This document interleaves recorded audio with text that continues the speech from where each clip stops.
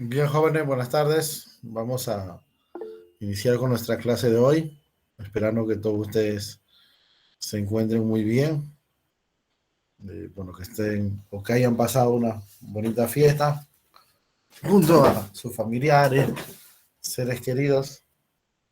Y bueno, vamos a continuar con el curso de economía. En este caso, el tema va a ser los organismos financieros internacionales y la integración económica. Ya no se olviden que ya estamos cerca de la práctica 7, donde viene el curso de economía. Y bueno, en sí es todo el curso, pero básicamente los temas, principalmente, ¿no? Los temas que se desarrollaron ya después de la práctica 4. Bueno, la práctica 4 vino economía, entonces, de ahí en adelante, sobre todo, ¿no? Pero bien, entonces este tema, con mayor razón, cobra mayor importancia. Y bueno, vamos a explicar entonces primero qué son los organismos financieros internacionales. Bueno, en este caso nos referimos a instituciones de carácter mundial, de carácter global, podríamos decir, que se encargan de dar préstamos a los países, o se encargan de dar financiamiento. Dentro de estas instituciones, las dos principales, las que vamos a ver en un primer momento, son el Fondo Monetario y el Banco Mundial. ¿Qué tienen en común el Fondo Monetario y el Banco Mundial? Bueno, que se constituyeron en la reunión de Bretton Woods. ¿No? Esta reunión de Bretton Woods se da posterior a la Segunda Guerra Mundial y bueno, tuvo, o se generó, mejor dicho, ¿no? Como necesidad de, o por la necesidad de reorganizar la economía mundial. Ya, si nosotros vemos la fecha de la reunión de Bretton Woods, fue muy cercana al fin de la Segunda Guerra Mundial. Entonces, la guerra mundial conllevó a una reconfiguración de, digamos, del poderío económico, ¿no? Porque antes de esta, la potencia hegemónica era Inglaterra y su moneda, la divisa, era la libra esterlina, ¿no? La divisa principal. Y después de la Segunda Guerra Mundial, la potencia hegemónica pasó a ser Estados Unidos y su moneda, la divisa, el dólar, ¿no? Entonces, en Bretton Woods, digamos, se terminó de sancionar ello y también se crearon justamente estos organismos. Ahora, los objetivos de cada uno de ellos, en principio, son diferentes, ¿no? El Fondo Monetario Internacional fue creado para apoyar en temas de tipo monetario, su mismo nombre lo dice. Y en el caso del Banco Mundial tenía que ver con temas de, bueno, en principio fue para la reconstrucción mundial, ¿no? Sobre todo para la reconstrucción europea. Es más, el Banco Mundial originalmente se llamaba Banco Internacional de Reconstrucción y Fomento. Pero el día de hoy, el Banco Mundial tiene como objetivo principal contribuir a la mejora en las condiciones de vida de la gente, incrementar el nivel de vida de la población, ¿no? Esto implica, lógicamente, reducir la pobreza, impulsar programas de inversión, de desarrollo, ¿no? Sobre todo lo que es crecimiento económico, ¿no? Y en el caso del Banco Mundial decíamos que son temas monetarios ya desde esa época, aunque después también se han agregado otros más, ¿no? Un poco más parecido al Banco Mundial, pero en principio la idea fuerte está en lo monetario, ¿no? Hablando del banco del FMI. Ahora, si ya entramos al detalle, cuando hablamos de cuestiones monetarias a nivel internacional estamos hablando de divisa. Si hablamos de divisa hablamos de tipo de cambio, si hablamos de tipo de cambio hablamos de balance de pago. Todo eso está relacionado, como hemos visto clases atrás, ¿no? ¿Qué significa que la divisa sea estable? Básicamente que el tipo de cambio no suba demasiado ni baje demasiado, no se mantengan ciertos niveles. Entonces, eso implica que el Banco Central va a intervenir en el mercado. Y esto lo va a hacer con dólares. Y para esto hay que captar dólares del mundo. Y, digamos, ¿cómo sabes que has captado dólares del mundo? Porque tu balanza de pagos ha sido superavitaria en el tiempo, ¿no? ¿Qué pasaba si una balanza de pagos era deficitaria? Expliqué la vez anterior. Si la balanza de pagos es deficitaria durante varios años, entonces cada vez se reducen las reservas, cada vez hay menos dólares para intervenir, entonces el tipo de cambio se desestabiliza, ¿no? Se dispara o de repente también cae demasiado. Entonces, esa es la cuestión, ¿no? Y el Fondo Monetario Internacional presta para esto, justamente. Una de las herramientas para hacer esos préstamos son las DEC, explicaba la clase anterior. Pero lo concreto es que presta dinero a los países para estabilizar la divisa, ¿no? Su tipo de cambio, la balanza de pago. Eso es. Y bueno, el caso del Banco Mundial ya te dije, ¿no? Por crecimiento, mejorar el nivel de vida, reducir la pobreza, impulsar programas de inversión, de crecimiento, desarrollo, entre otros. Ahora, tanto el Fondo Monetario como el Banco Mundial funcionan, en cierto modo, funcionan como una cooperativa. ¿Por qué? Porque todos los países miembros, que son básicamente la mayoría, los países que son de la ONU, ¿no? Son miembros del Fondo Monetario y del Banco Mundial. Entonces, lo que hacen es aportar, o sea, pagar una cuota a las entidades y recibir los préstamos, ¿no? Pues digo que es como una cooperativa, porque todos ponen y todos reciben. Ahora, lo que sí, la diferencia y un punto que se critica de estos organismos es la forma como se toman las decisiones. Porque en una cooperativa de repente es una persona, un voto, ¿no? O de repente un inversionista o un aportante, un voto, ¿no? Un cooperativista, ¿no? En cambio acá, el peso del voto depende del aporte que das. Entonces, como Estados Unidos es el país que aporta más, un 17.5% de los aportes son de Estados Unidos. Entonces, como Estados Unidos aporta más, el peso de su decisión, su voto, pesa más, ¿no?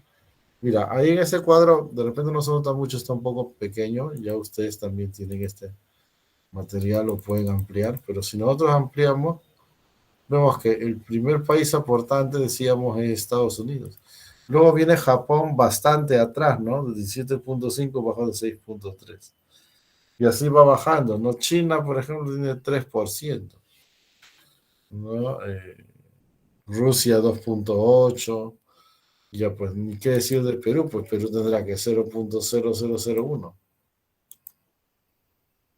Entonces, prácticamente ellos son los que manejan porque son los que más aportan y principalmente Estados Unidos, ¿no? Pues tiene mucho más que todos los otros, ¿no?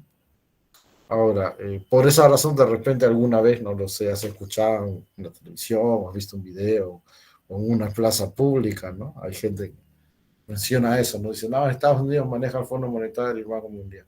Pero ¿por qué lo manejan? Porque hay un papel que diga que Estados Unidos lo va a manejar, no, es por el tema de los aportes. Según lo que aportas, tu voto pesa más. Y bueno, algunas otras cuestiones adicionales. Mira, tradicionalmente el Fondo Monetario Internacional ha sido dirigido o encabezado por un europeo y el Banco Mundial por un norteamericano. Ya esa tradición ha continuado. En este caso, en la actualidad, la presidenta del FMI es Kristalina Georgieva. Ya, bueno, Georgieva imagino que se pronuncia porque en sí ese es un apellido de origen rumano. Ella es de Rumanía, de parte de Europa. Y en el caso del Banco Mundial, el actual presidente, y bueno, por tradición también el presidente es un norteamericano, ¿no? El actual presidente es el señor David Malpass, se llama, ¿no? David Malpass. Ahora, dentro de las críticas o digamos observaciones que se hace al Fondo Monetario del Banco Mundial está la llamada asesoría técnica financiera. Tú dirás, profe, ¿cómo es eso? Ya, lo que pasa es que el Fondo Monetario y el Banco Mundial cuando te prestan, no es que agarran y te dan la plata, ¿no? Por ejemplo, Perú, ¿no? Perú pide al Fondo Monetario. Entonces, no es que te dan la plata y te dicen, oye, ya, bacán, nos fuimos de acá a 3 años cuando me pagues. No, no es así. Generalmente un país o los países cuando piden préstamo se comprometen a implementar una serie de recomendaciones en materia económica que les provee estos organismos. Entonces, claro, tú dirás, profe, pero bacán, porque me prestan, encima la tasa de interés es baja, ¿no? Si comparas con un privado, y encima me dan recomendaciones, asesoría, ¿no? Claro, ahí suena bonito, pero ¿cuál es el detalle? Que hay que tener cuidado. tú sabes que hay una delgada línea entre recomendar, sugerir e imponer, ¿no? Imponer. Entonces, como el préstamo viene condicionado a la asesoría, entonces prácticamente, ¿qué te están diciendo? Están diciendo que si no aplicas esto, ya no hay préstamo. Y un ejemplo nuestro de ello es justamente el caso del gobierno Fujimori, ¿no? Bueno, de Fujimori en adelante, ojo, incluso hasta el día de hoy. A ver, ustedes saben por el curso de historia que Fujimori le gana a Vargas Llosa, y uno de los motivos fue por el tema este del shock, ¿no? Lo que algunos llaman el Fujishock, pero realmente no fue Fujishock, ¿no? Y ahora te voy a explicar por qué. Porque mira, tú sabes que Vargas Llosa hizo lo que no debe hacer ningún político que quiera triunfar, ¿no? ¿Qué cosa es decir la verdad? Lamentablemente, como decía alguien, la política es el arte del engaño. Un político que dice la verdad es un mal político. No debería ser así, ¿no? Debería ser diferente. Pero lamentablemente es así. Entonces él dijo lo que iba a hacer y la gente no votó por él. Bueno, aparte que, como decía ya al finado Marco Aurelio de Negri, ¿no? eh, Vargas Llosa tenía el don de la literatura, pero no tenía el don de la política. O sea, como político era un buen literato, ¿no? Entonces, digamos que teniendo todas las probabilidades de ganar, perdió. Y Fujimori teniendo todas las probabilidades de perder, ganó. Entonces, pero uno de los puntos controversiales fue el tema del famoso shock. Ahora, cuando Fujimori entra, aplica el shock, ¿no? Pero la pregunta es, ¿y por qué aplica el shock? Es como dicen sus opositores, que él ya sabía y estaba esperando el momento indicado para quitarse la careta, o de repente será como dicen sus seguidores, ¿no? Que ellos dicen que no, Fujimori es un gran estratega, que él resolvió el problema de la inflación, un hombre visionario, ¿no? Que sabía lo que había que hacer. Bueno, realmente no fue ni uno ni el otro. Lo que pasó fue bien simple. Fujimori gana las elecciones y en los primeros meses nomás viaja al Fondo Monetario y el Banco Mundial a conseguir préstamos, porque el Perú no tenía plata. Pues. Encima no te digo que Alan había dejado las reservas en negativo, eso ya te expliqué la vez pasada. O sea, ni siquiera en cero, ya en negativo. Entonces, Fujimori sale a buscar plata, ¿no? Al Fondo Monetario Internacional, al Banco Mundial, a Japón también viajó, bueno, eso no me sorprende. Y lo que le dijeron a estas instituciones, le dijeron, ya, ¿sabes qué? Bacán, te vamos a prestar, ¿ya? Pero hay un detalle. Con Perú no ha habido buena relación en los últimos años.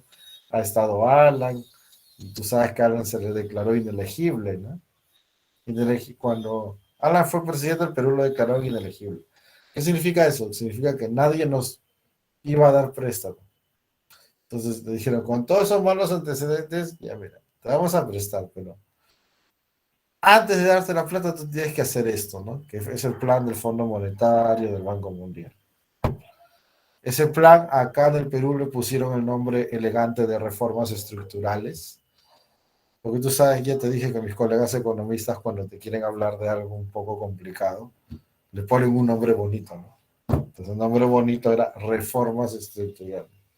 Pero esas famosas reformas estructurales que en realidad son el plan del Fondo Monetario, el Banco Mundial, la llamada política de shock, no es más que lo que también se conoce como el consenso de Washington. ¿Qué cosa es eso? Es una serie de medidas que, bueno, de manera resumida podríamos recordar, ¿no? Lo que pasó en ese gobierno, ¿no? Primero es la llamada reducción del Estado. Pues la reducción del Estado, ¿qué implica? Implica, por ejemplo, la privatización de empresas públicas, el despido de trabajadores del aparato estatal, la reducción de presupuestos eh, en términos porcentuales, ¿no? Al menos de educación, salud, entre otros, ¿no? Por ejemplo, el tema de vivienda, antes el Estado te ayudaba a obtener tu vivienda, ahora pues a lo más te garantiza un crédito, pero, y esto es, o sea, entramos como decir al sálvese quien pueda, ¿no? Con la excusa de reducir el Estado. La otra política típica del shock del Plan Fondo Monetario y Banco Mundial es la flexibilización de los mercados, ¿no? Claro, flexibilizar es una manera muy bonita de decir precarizar, por ejemplo, el mercado laboral. Antes tú como trabajador tenías una estabilidad casi absoluta. Es más, una persona podía pasar toda la vida en la empresa, si así lo deseaba.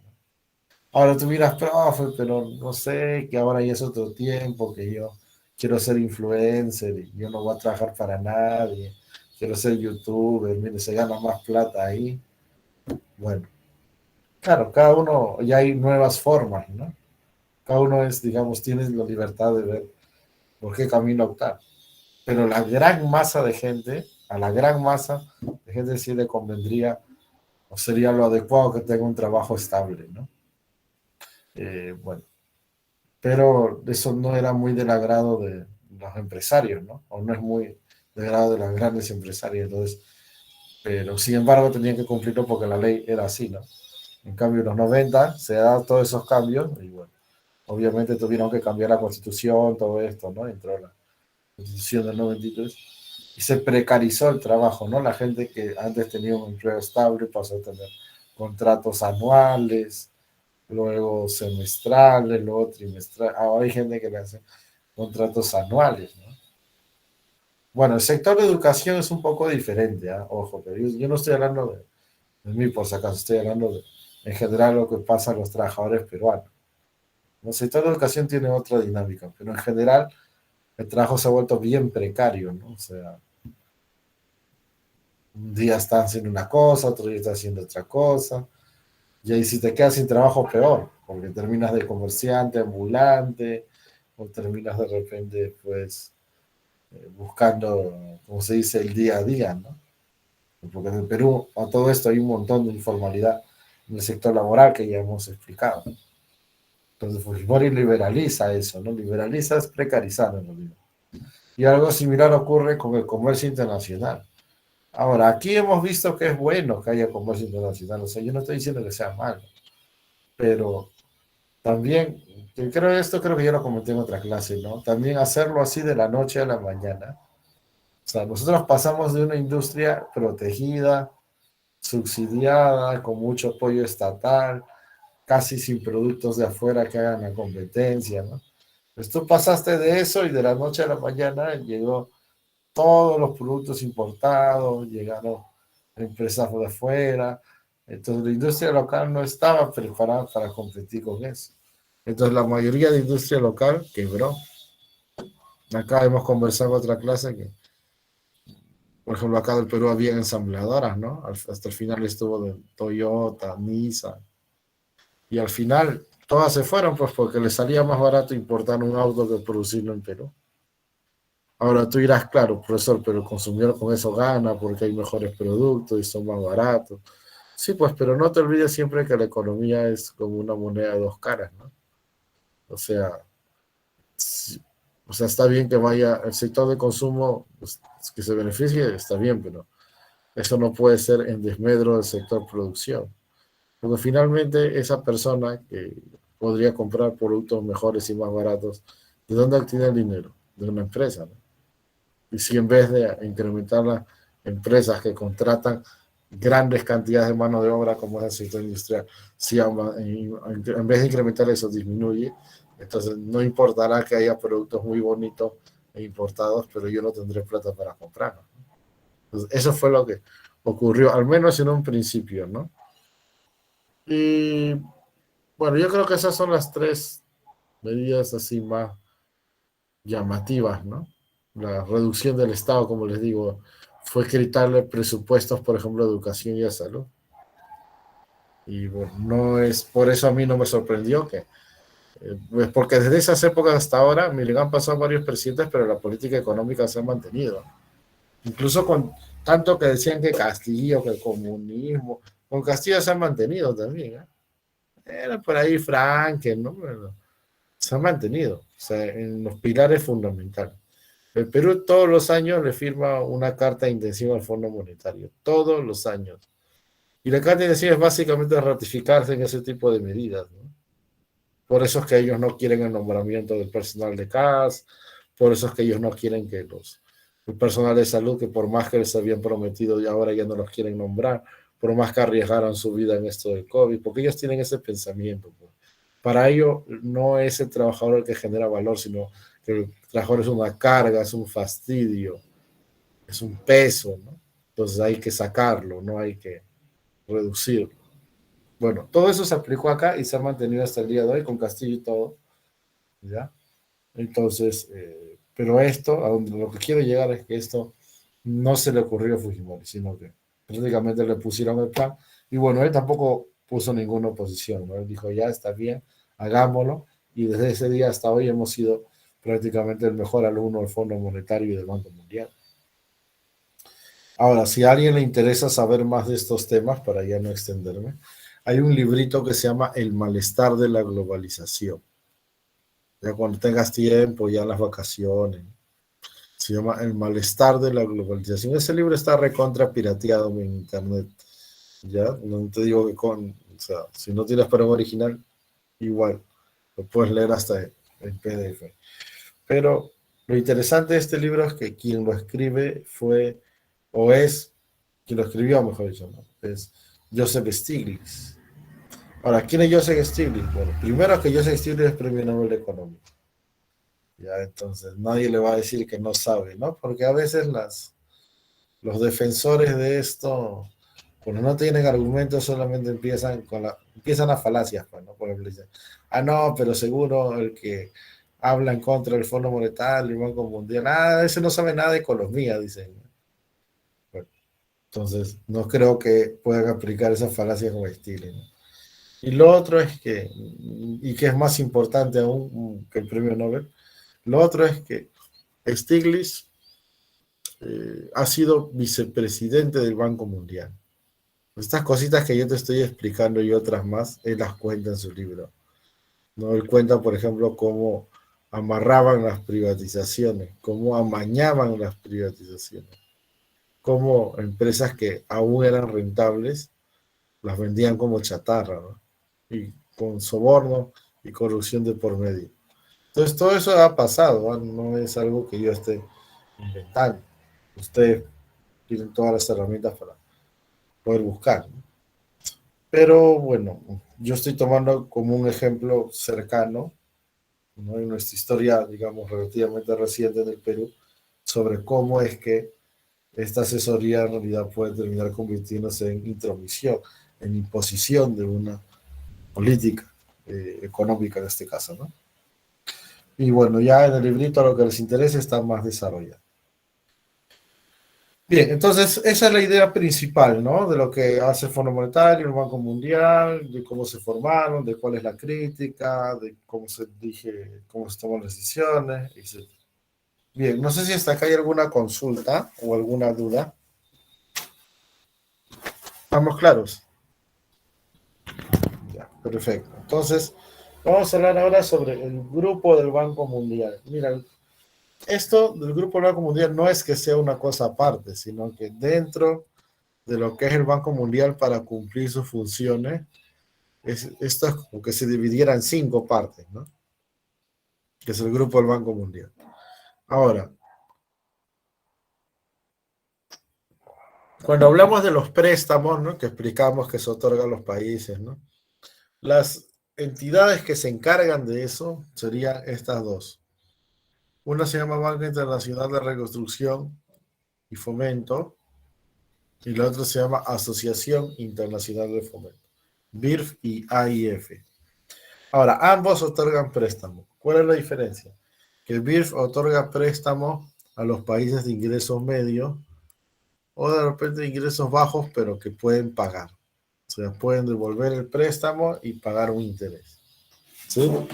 En cambio, en AIF o ante AIF acuden a aquellos países pobres que no tienen capacidad de pagar o entonces o bien devuelven el préstamo pero sin intereses o incluso a veces los perdonan, les condonan la deuda, ¿no? Entonces, mira, supongamos que en el examen te preguntan lo siguiente, ¿no? El domingo que es el examen te dicen, ¿no?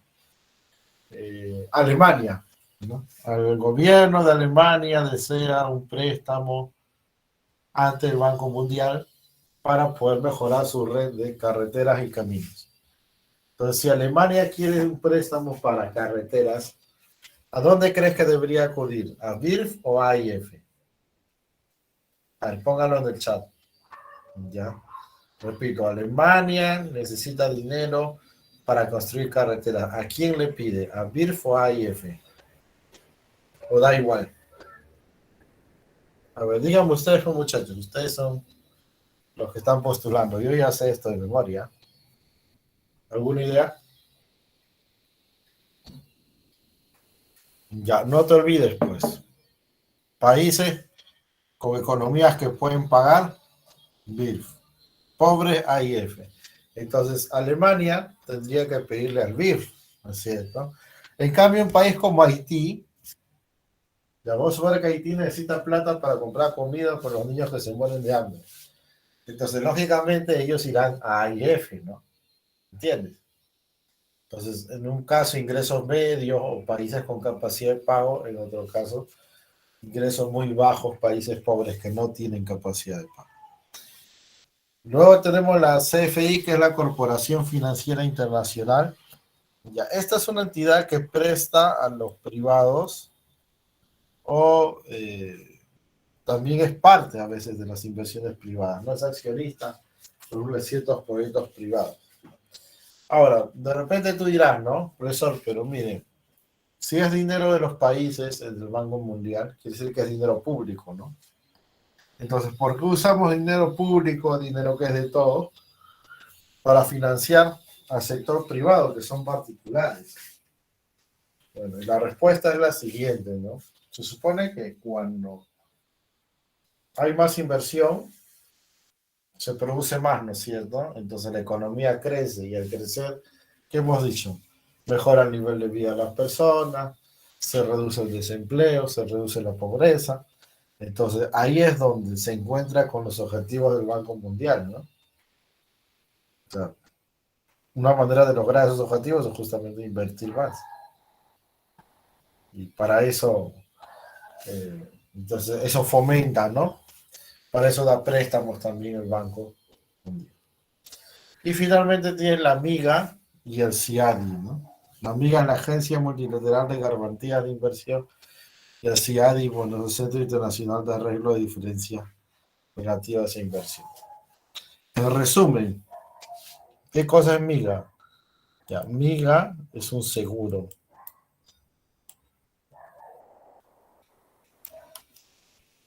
¿Entiendes? Bueno, ahora vamos a explicar con más detalle. Y en el caso del CIADI, CIADI es como un árbitro.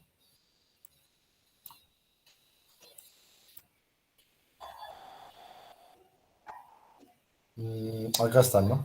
Conciliación y arbitraje. Entonces, a ver, vamos por partes. ¿Qué cosa es un seguro? Bueno, un seguro es lo que una persona, por ejemplo, contrata. Por ejemplo, yo contrato mi seguro de accidentes, ¿no? ¿Para qué? Para el caso de que yo tuviese una eventualidad de este tipo, entonces ellos me reconozcan económicamente, ¿no? Pues con eso yo puedo pagar mis medicinas, pagar el doctor, etcétera. ¿Correcto? Ahora, por otro lado, ya si lo vemos a nivel de los países, el, ¿cuáles serían los riesgos que un país o que un inversionista afronta en un país? Por ejemplo, tenemos los llamados riesgos políticos. De estos riesgos políticos, yo creo que para que me entiendan más fácil, vamos a poner el caso de Venezuela, ¿ya? En Venezuela se han expropiado muchas empresas privadas, ¿no? La estatización, bueno, la expropiación es parte del proceso de nacionalización. La nacionalización es lo contrario a la privatización, es cuando la empresa es privada se vuelve estatal. Pero generalmente ese proceso se hace por la fuerza. Entonces el inversionista privado pierde su inversión. O a veces le reconocen una parte, pero ya pierde, digamos, lo que había pensado ganar, ¿no? Entonces, eso obviamente no le gusta a los privados, ¿no? Yo no voy digamos que no voy a entrar al detalle de que si le puede convenir al país o no. Puede que alguna, las inversiones le convenga al país, puede que otras no. Pero lo concreto es que al privado no le gusta, ¿no? A la gran inversión privada. Entonces, ¿qué hacen? Simplemente ya no invierten en ese país. Pero como el Banco Mundial quiere promover la inversión por los motivos que le acabo de mencionar, entonces, ¿qué le dice el Banco Mundial? Le dicen a los privados. Dicen, ¿saben qué? Miren, señores, ustedes inviertan porque si tienen algún problema de este tipo, entonces yo les reconozco, ¿no? Yo los aseguro, yo les reconozco económicamente eso, ¿no? Les pago por ese perjuicio. Ya, pues entonces, ese seguro, quien lo realiza es este Viga, ¿no? Y así Adi te decía que es un árbitro, porque el árbitro, ¿qué cosa hace? Resuelve situaciones controversiales. Ya, pues si, digamos, si hablamos a nivel de los países, ¿cuáles son las controversias? Bueno, generalmente hay controversias entre un privado y un Estado, ¿no? Las grandes empresas privadas muchas veces firman contratos con el Estado y si alguna de las partes considera que no se cumple, entonces van al CIAD. Es más, Perú es uno de los países que tiene mayor cantidad de casos en el mundo, ya en el CIADI, ¿no? O sea, mejor dicho, a nivel mundial, digamos, es uno de los que tiene más casos ahí, ¿no? Y bueno, hay de una serie de empresas, quizás no todas sean muy conocidas para ti, pero como te digo, la idea es esa, ¿no? Si el privado considera que no se está cumpliendo el contrato o el Estado también, ¿no? Cualquiera de las dos partes, entonces, se van al CIADI. A veces dirás, profe, ¿y por qué no lo resuelven en Perú, por ejemplo, no? Ah, pues porque el Estado peruano sería juez y parte. ¿No? Por ejemplo, el caso típico de Telefónica, ¿no? Tú sabes que Telefónica dice que no debe impuestos, el Estado dice que sí, ya eso, digamos, si sigue su camino va a llegar al CIADI, ¿no? Porque el Estado peruano, como te digo, si es un juez peruano, un poder judicial peruano, normalmente va a fallar para el Perú, ¿no? Entonces el privado que dice, no, no, mejor que se resuelva en un espacio, entre comillas, neutral, que sería el CIADI, ¿no? Te digo entre comillas porque nunca hay una total neutralidad, pero por lo menos les da una opción, ¿no? Diferente a revisarlo en el propio país. Entonces, para eso sí. Bien, ¿alguna consulta sobre el grupo del Banco Mundial? Ya, correcto. Entonces, vamos a comentar, antes de entrar al proceso de integración, vamos a hablar sobre el BID. Mira, el BID ya no es de Bretton Woods, ¿ah? Pero, digamos, cumple funciones muy parecidas a las del Banco Mundial. Ahora, esto ya no es a nivel de todo el planeta, sino es a nivel regional, a nivel de Latinoamérica y el Caribe. Ya, la estructura no es necesariamente la del grupo del Banco Mundial, ojo, pero me refiero a los objetivos, ¿no? O sea, por ejemplo, mejorar el nivel de vida de las personas, reducir la pobreza, y esos objetivos también se mantienen en el BID. Ahora, el BID está constituido por países, decíamos, de Latinoamérica y el Caribe, aunque su sede central está en Estados Unidos. Ahora tú dirás, profe, pero un ratito, o sea, Latinoamérica y el Caribe, ¿qué tiene que ver con Estados Unidos? Sí, pues, pero ya te dije, ¿no? Así como la U es la U, ya, entonces Estados Unidos es Estados Unidos, ¿no? Así como diría el Puba Carranza, ¿no? Es que claro, o sea, Estados Unidos como tiene poder económico y político, si quiere que la sede sea en su país, bueno, será, ¿no? Así de sencillo. Ahora, los miembros del BID son 48, pero de estos 48, solamente 26 son prestatarios. ¿Qué significa eso? Que ponen dinero y reciben los préstamos, esos préstamos. En cambio, no prestatario no pone plata y tampoco recibe, presta. Entonces es como un invitado, ¿no? Ahora tiras, profe, ¿y qué cosas hacen ahí entonces? ¿De qué les sirve? Bueno, es que no solamente, o sea, el beneficio principal es recibir los préstamos, ¿no? Pero no solamente es eso, sino que hay una serie de otros beneficios a los que pueden acogerse los países, ¿no? Entonces ya hay otros que entran como no prestatarios. Ahora, hay otros organismos, sí, ¿no? Pero estos son los principales. ¿no? Por ejemplo, podríamos hablar del Banco Asiático, podríamos hablar del Banco de los BRICS, podríamos hablar de la CAF, ¿no? El Comercio Andina de Fomento, pero bueno, esto es lo principal. Y entrando ya al proceso de integración, bueno, sobre la globalización no voy a ahondar mucho porque entiendo que también lo ven en su curso de historia. Solamente quizá precisar de que la globalización no es solamente un proceso económico, ¿eh?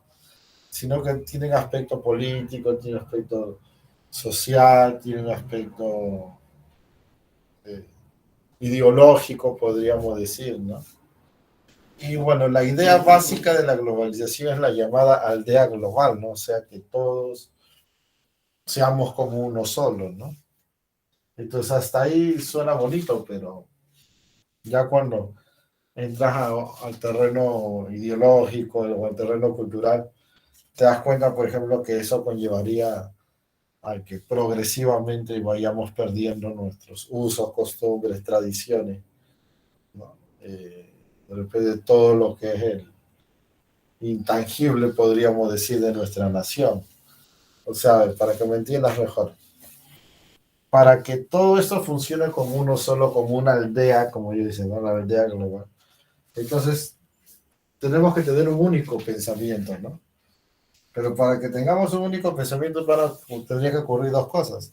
O bien que todas las diferentes maneras de pensar, de ver el mundo, usos, costumbres, tradiciones, poco a poco se integren en una sola, lo cual va a demorar un montón y posiblemente nunca se concrete. Y el otro camino es la imposición, ¿no? O sea, que un punto de vista se imponga a otro. Y evidentemente, pues ese punto de vista en el día de hoy es el occidental norteamericano, ¿no? Todo lo que es el consumismo, como dicen algunos. Entonces, esa es la forma predominante, ¿no? La occidental. Es por eso que, por ejemplo, puede parecer curioso, pero tú te vas a dar cuenta, ¿no? Si tú ves películas de Estados Unidos antiguas, ¿no? Mira, el cine norteamericano tiene algunas cosas buenas, pero la mayoría es chatarra, ¿ya? Pero es chatarra que ves para entretenerte un rato, pues, ¿no? Cuando no, digamos, no estás viendo un documental, estás viendo algo de ficción. Pero dentro de esa ficción también como que le quieren enviar un mensaje, ¿no? Entonces, si tú ves películas antiguas, pues tú dirás, no, yo he visto con mi papá, he visto Rambo, por ejemplo, ¿no? Y ahí Rambo, ¿quién era? Era básicamente, pues, un militar norteamericano. Bueno, lo habían hecho era una especie de supercombatiente, ¿no? Pero bueno, eso es lo de menos. Lo que voy es que Rambo, por ejemplo, ¿a quién se enfrentaba? En uno de los Rambos se enfrentaba a los vietnamitas, ¿no? Entonces, ¿quiénes eran los vietnamitas? Los comunistas. Y esas películas de qué época eran, pues de los 80, ¿no? Donde todavía había pues la Guerra Fría, bueno, resquicios de la Guerra Fría, ¿no? La llamada bipolaridad, entonces el enemigo era el comunista, ¿no? Aunque bueno, acá algunos despistados ultraderechistas creen que todavía seguimos en la década del 70 y 80 y el siglo pasado, y todo lo ve comunismo, ¿no? Pero bueno, salvo este grupo de personas, la mayoría ya tiene claro que eso ha cambiado, ¿no? O sea, en los 70, 80, para los occidentales, supuestamente, ¿quiénes eran los enemigos? Los comunistas, ¿no?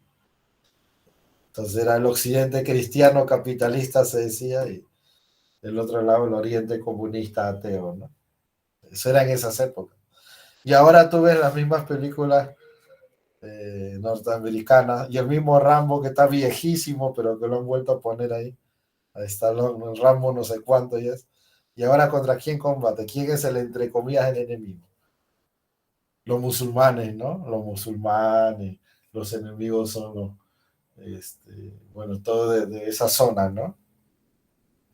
Entonces, bueno, yo no voy a entrar a esos detalles de que si será verdad o será mentira, pero lo que voy es que te quieren imponer eso, ¿no? Ese punto de vista, nuestro punto de vista es el correcto y los que no se alinean a eso son el enemigo, ¿no? Antes el enemigo eran los comunistas porque no se alineaban al capitalismo. Ahora los comunistas son, perdón, los enemigos son los musulmanes porque no se adaptan a nuestro punto de vista, ¿no? Entonces eso es muy peligroso, ¿no? Porque bajo la idea de que todos vamos a ser hermanitos como uno solo, el contrabando es que te imponen su punto de vista, ¿no? Por eso es que a la larga esta idea de globalización, que aparentemente era buena, ha generado mucha resistencia. Yo no voy a entrar más detalles porque tampoco tengo mucho tiempo para extenderme. Pero si tú, por ejemplo, pones en el buscador de Google, pones movimientos antiglobalización, te va a salir un montón de información de gestores, grupos que se resisten al proceso de globalización. Ahora, en mi opinión, la globalización lamentablemente es algo casi ya irreversible, ¿no? En todo caso, más que ver si debemos ser parte o no del proceso, lo que habría que ver es cómo participamos del proceso, ¿no? Porque es un proceso que se está dando, ¿no? Pero obviamente, o sea, participar de una manera que no afecte mucho lo que es nuestra cultura, tradiciones, usos y costumbres, ¿no? Aunque bueno, acá en el Perú tú sabes que todo lo de afuera entra rápido, ¿no? Pero en otros lugares sí hay bastante resistencia a esto de aquí, ¿no? Pero bueno, entonces solamente quería precisar eso, ¿no? Porque lo que es el aspecto económico tiene que ver con la integración, que es lo que voy a explicar ahora. Pero la globalización, repito, no se reduce a un tema económico. Tiene también todas estas implicancias, como te decía, políticas, culturales, ideológicas, etcétera, ¿no?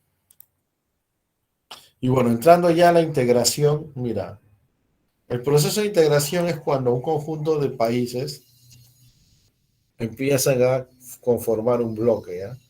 ¿Qué cosa es el bloque? Es justamente el grupo de países que decide realizar el proceso de integración. Por ejemplo, vamos a poner un bloque de Perú, Chile y Brasil. Ya, este bloque no existe, ¿ah? Es para el ejemplo. Entonces, Perú, Chile y Brasil son países independientes, autónomos, ya, pero ellos deciden hacer un bloque. Entonces, este bloque en principio lo que hace es ir facilitando el intercambio de productos, llegan a la libre movilidad de productos y luego pasan a la libre movilidad de factores y a la integración total. Ya, eso voy a ir explicando, ¿no? Pero bueno, en principio quiero que entiendas eso. Son un conjunto de países que deciden entrar al proceso de integración. Ahora, ¿qué ventaja tiene el proceso de integración? Bueno, tienen varias ventajas, que son las que están acá, pero que básicamente podríamos resumirlo en, digamos, en decir que se aprovechan las ventajas del otro, ¿no? Estas son las famosas sinergias, no sé si habrán escuchado esa palabra alguna vez, ¿no? O sea, cuando tú te asocias, en este caso, los países, entonces pueden aprovechar lo que el otro tiene, ¿no? Y lograr un mejor resultado que el que tendría cada uno por su cuenta. Por ejemplo, en este caso, Perú es un país que tiene recursos naturales, pero no tiene mucha industria. En cambio, Brasil es un país industrializado. Entonces, Brasil y Perú pueden cooperar, ¿no? O de repente Chile y Perú. Perú tiene cobre, pero Chile industrializa el cobre. Allá pueden cooperar, ¿no? Logran un mejor resultado que cada uno por su cuenta. Entonces, esa es la cuestión. Ahora, dentro del proceso de integración hay etapas, decíamos, ¿no? Y la primera de ellas se llama acuerdo de preferencias. En esta etapa lo que hacen los países del bloque es reducir los aranceles. El arancel, no te olvides, es el impuesto al comercio internacional. ¿Para qué? Para que las mercancías fluyan más rápidamente. Luego tienes la zona de libre comercio. Aquí sigues reduciendo el arancel hasta que se vuelve cero. Por eso dice eliminar las barreras arancelarias. ¿Qué cosa es eso? Que no se cobren aranceles. Para que las mercaderías, y así no cobras arancel, prácticamente se mueven como que fueran los tres un solo país. Y lo mismo para los pararanceles. Esto de los pararanceles he explicado antes, ¿no? Que tiene que ver con algunos requisitos, exigencias, incluso algunos otros cobros que se le harían a los importadores, ya, para simplificar eso, entonces esto se facilita el cumplimiento o por último se elimina, ¿no? Entonces los tres ya casi son como uno, pero hacia afuera cada uno sigue actuando por su cuenta, ¿no? Hacia afuera me refiero, por ejemplo, a Uruguay, me refiero, por ejemplo, a Paraguay, me refiero, por ejemplo, a Colombia, y a cada uno le está cobrando lo que cree. En cambio, cuando llegas a la etapa 3 que es unión aduanera, tienes todo lo anterior, porque ojo, esto se va sumando, no se pierda. Tienes todo lo anterior más el llamado arancel externo común. ¿Qué significa eso? Significa que ahora, aparte de que el arancel es cero, aparte de que los requisitos se han simplificado, aparte de eso, hacia afuera ya no cobramos cada uno lo que queremos, sino hacia afuera cobramos lo mismo. Entonces prácticamente ya estamos actuando como uno solo, ¿no es cierto? Por eso yo te decía que en principio, de uno a 3, ¿qué has logrado de uno a 3? Has logrado la libre movilidad de mercancías, de productos, ¿no? ¿Se entiende? La libre movilidad de mercancías, de movimiento de mercancías, ¿no? En cambio, en la etapa 4, que se llama mercado común, a eso le agregas la libre movilidad de factores productivos. Factores tienes, por ejemplo, el factor capital, tienes las empresas, ¿no? Y sobre todo el factor trabajo, ¿no? O sea, esto quiere decir que tú, por ejemplo, de acá a unos años vas a ser ingeniero de la uni. Entonces, hoy día tu título vale en Perú, ¿no? Si tú quieres trabajar afuera, ¿qué tienes que hacer? Revalidarlo, convalidarlo, ¿no es cierto? Ya, eso es ahora, pues. Pero si nosotros fuéramos este bloque del ejemplo, un mercado común, entonces, así como hoy puedes tomar tu bus de repente de Lima a Trujillo, mañana tomarías tu bus o tu avión de repente de Lima a Santiago de Chile, o de repente a Sao Paulo, Brasil, y te vas a trabajar como cualquier otro de allá. Entonces, los trabajadores circulan libremente. Igual decíamos las mercancías. Eso se logra en un mercado común. Ahora, la Unión Europea. ¿La Unión Europea qué cosa es? La Unión Europea ya no es el número 4, sino es el número 5, una unión económica y monetaria. Esta es la Unión Europea. ¿Sí? Sin embargo, eh, como esto es en cierto modo es acumulativo, podríamos decir, ¿no? Porque va arrastrando lo de atrás. Entonces, cuando yo hablo de Europa actualmente es una unión monetaria, claro, pero también tiene lo de atrás, ¿no? O sea, que también ha sido un mercado común. Por eso es que a los que les gusta el fútbol, ¿no? Tú ves que un futbolista, por ejemplo, alemán juega en España y un español en Francia y un francés en Italia. Y a ninguno de ellos se les considera extranjero, o sea, pueden trabajar libremente. ¿Por qué? Porque son países de la Unión Europea, de ese bloque de integración. Entonces, ese es un ejemplo, ¿no? Ahora, actualmente, repito, la Unión Europea estaría en el número 5. En el número 5 tú tienes todo lo anterior, más una misma política económica. Se coordinan las políticas económicas, como bien dice acá. ¿Sí? Ahora, en el caso concreto de la Unión Europea, o sea, deberían ser los dos, ¿no? Porque política económica, no te olvides que es fiscal y es monetaria. O sea, si es fiscal, es gasto público, impuestos, presupuesto, ¿no? Y si es monetaria, es moneda y banco central. Entonces, la Unión Europea solamente es una unión monetaria, porque tienen una misma moneda que es el euro y un mismo banco central, que es el BCE, Banco Central Europeo, pero no tienen un mismo presupuesto, un mismo gasto público, impuestos.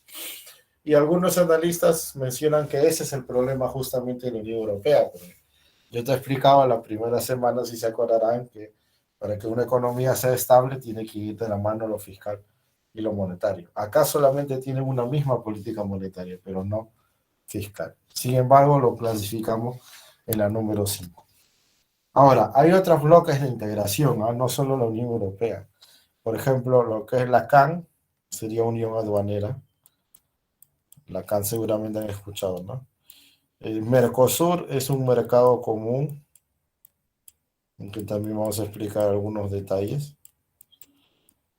Y bueno, hay que saber los miembros, ¿no? En el caso de la Unión Europea, bueno, la Unión Europea empezó como un acuerdo de preferencias para la compra y venta de carbón y acero. Y bueno, se formó el año 57, ¿no? Entonces, de ahí en adelante, pues, tiene una gran cantidad, digamos, de países de Europa, ¿no? Ahora, el caso de la CAN, ya eso es más fácil recordar, porque solamente son 4, ¿no? ¿Cuáles son los actuales miembros de la CAN? Bueno, los que no, a ti que te gusta el fútbol, ¿no? Los que normalmente no van al Mundial. ¿Quiénes son esos profesores? Ahí, encabezando, ya sabes que Perú, ¿no es cierto?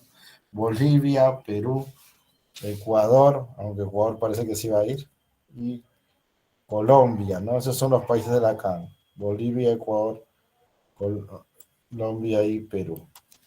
¿Y quiénes son los países de Mercosur? Obviamente los demás, ¿no?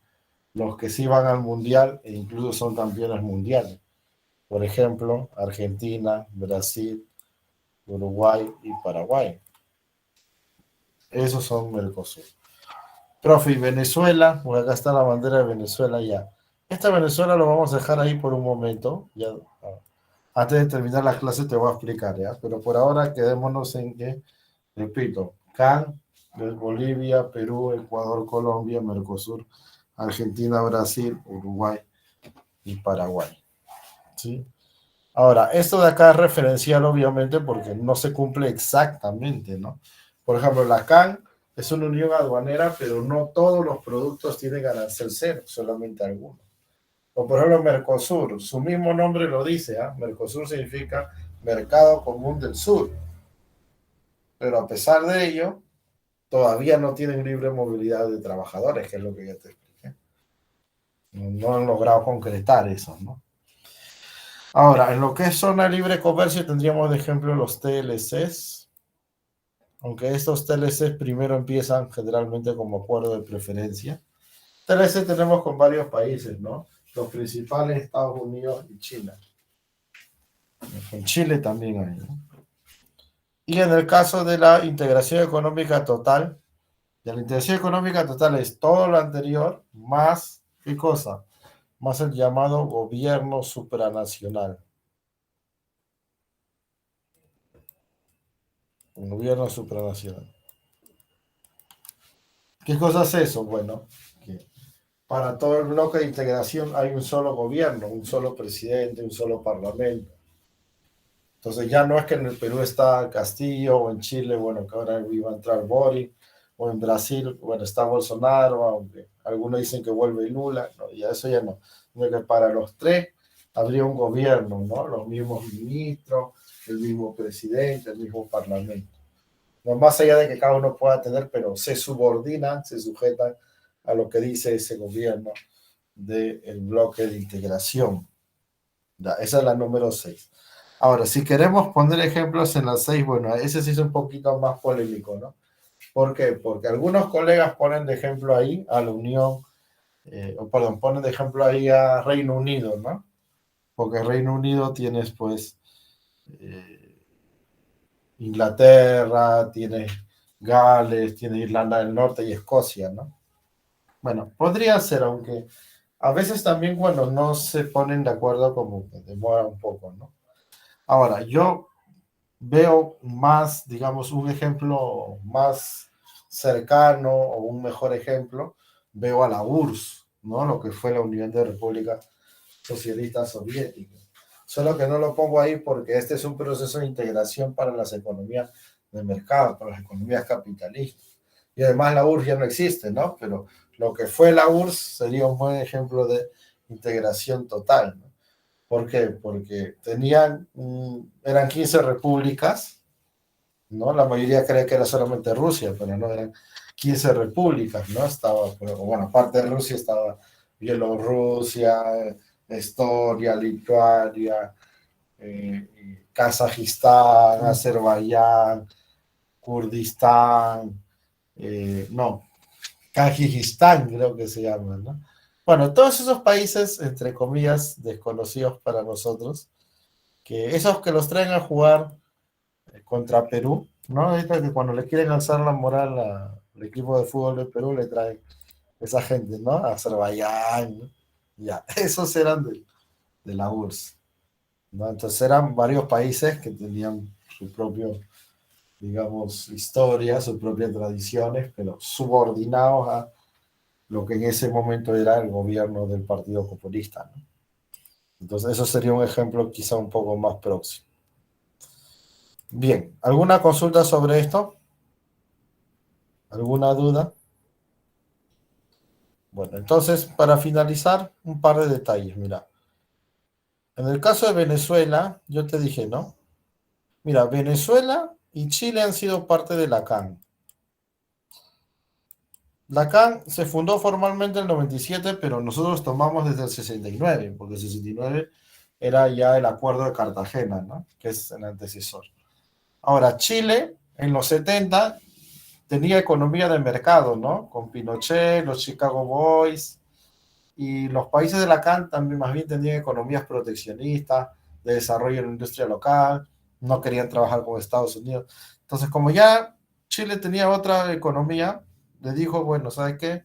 Muchas gracias, me voy. Y se retiró, no se integró a ningún otro bloque recién hasta el año 2011, que tenemos la Alianza del Pacífico, ¿no? Con México, Colombia, Chile y Perú. Y en el caso de Venezuela, ya unos 30 años después, cuando estaba en el gobierno Chávez, se empezó a retirar por el mismo motivo, pero en otro sentido, ¿no? O sea, el mismo motivo te digo porque ya no coincidía con la CAN, solo que los papeles se habían volteado, ¿no? Porque los países de la CAN querían aplicar economías de mercado y Venezuela una economía proteccionista, entonces se fue. Con la diferencia que Venezuela se fue a Mercosur. Sin embargo, al día de hoy, Venezuela está suspendida de Mercosur. ¿Por qué? Por los temas políticos que hay en Venezuela, por las elecciones concretamente, donde se eligió a Maduro. Entonces, esto te recomiendo, días antes del examen, revísalo. ¿Por qué? Porque esto está en constante cambio. De repente esto te digo hoy día y mañana lo reincorporan a Venezuela o de repente más bien lo terminan de expulsar. Al día de hoy está suspendido, prácticamente ya está fuera, ¿no? Y finalmente, mencionarte a la PEC. Mira, todos los que yo te he explicado hasta ahora, si tú eres parte, tienes que cumplir los acuerdos obligados, sí o sí, así no quiera. En cambio, la PEC, que es de los países de Asia-Pacífico, es un foro consultivo, o sea, los países que son miembros, que son 21 economías donde está el Perú, si acuerdan algo, tiene que ser por consenso. Y finalmente, si yo no lo quiero aplicar, no lo aplico. Aunque la mayoría lo va a hacer porque le conviene, pero bueno, la PEC es, como decir, ya de forma voluntaria. Los otros son obligatorios. Bien, jóvenes, estas son las claves. Ya estamos ahora sí con el tiempo. Cualquier consulta, en todo caso, lo vemos la próxima semana. Hasta luego.